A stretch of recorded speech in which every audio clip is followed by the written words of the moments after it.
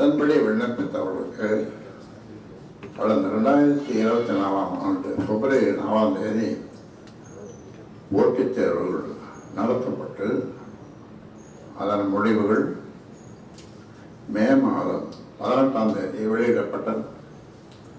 அதைத் தொடர்ந்து கடந்த ஜூன் மாதத்தில் சான்றிதழ் சரிபார்ப்பு நடத்தப்பட்டு ஆசிரியர் பணிக்கு தேர்ந்தெடுக்கப்பட்டவர்களின் தேர்ந்தெடுக்கப்பட்டவர்களின் பட்டியல் கடந்த ஜூலை 18ஆம் தேதி வெளியிட. ஆனால் அதன் பின் 6 மாதங்களுக்கு மேலாகியும் இன்று வரை அவர்களுக்கு பணி நியமன ஆணைகள்